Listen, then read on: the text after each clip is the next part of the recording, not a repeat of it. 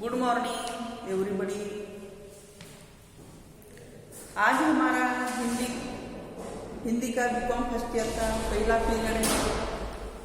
हिंदी साहित्य जगत के एक अच्छे राजभाषा के रूप में हिंदी भाषा को जाना जाता है। हिंदी, मराठी और अंग्रेजी इस भाषाओं में हिंदी का साहित्य एक प्रगाढ़ साहित्य है और हिंदी साहित्यिक भाषा में प्रेमचंद को उपन्यास सम्राट के रूप में प्रख्यात माना जाता है। हिंदी साहित्य की विधा है।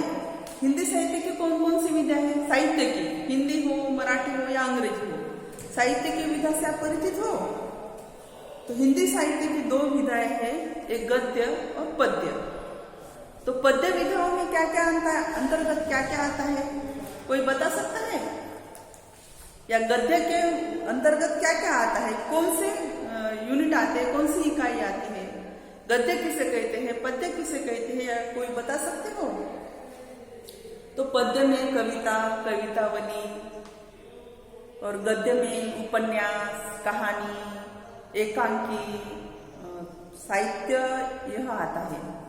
तो कहानी विधा, कहानियों में तो हम बचपन से कहानियां सुनते आ रहे हैं। कहानी में हमें रुचि वैसे ही निर्माण होती है। हमें नानी से, दादी से कहानियां सुनी हैं।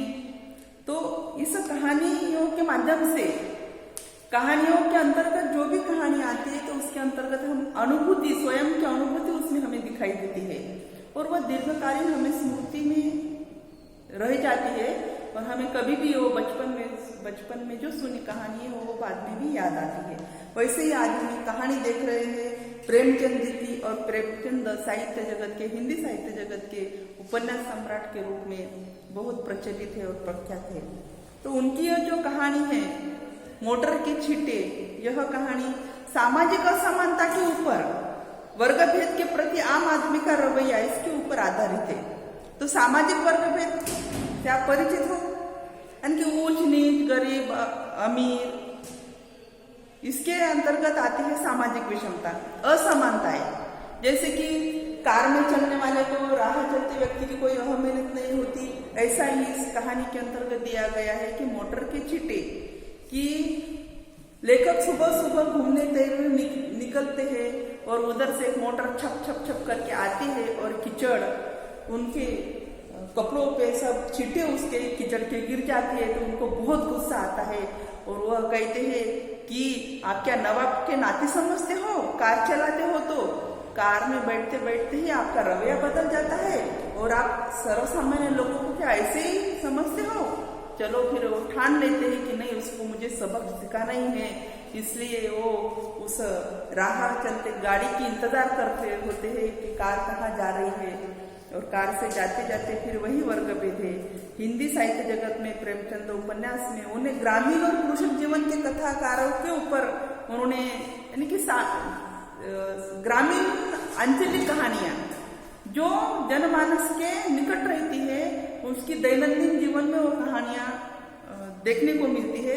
वैसे विषयों को लेकर उन्होंने उनकी कहानी रचना की है।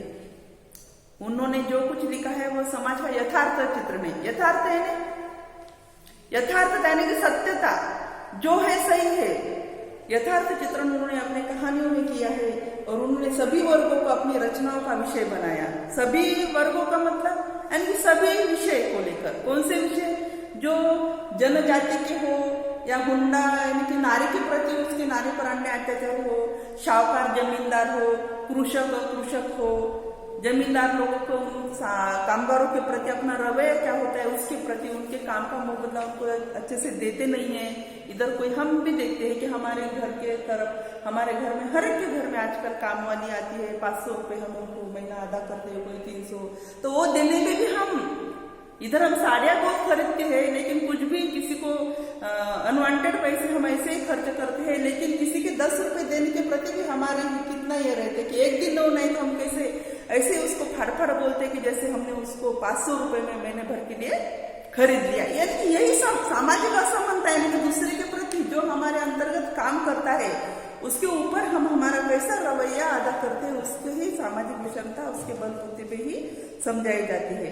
यानी कि शोषक शोषित, पूर्वापार से चल रही समस्या क्या है कि शोषण शोषित, इसमें ही समाज का पूरा व्यापक वर्णन आ जाता है। यही बताने का प्रयास मोटर के चीटे इस कहानी के अंतर्गत प्रेमचंद जी ने किया है।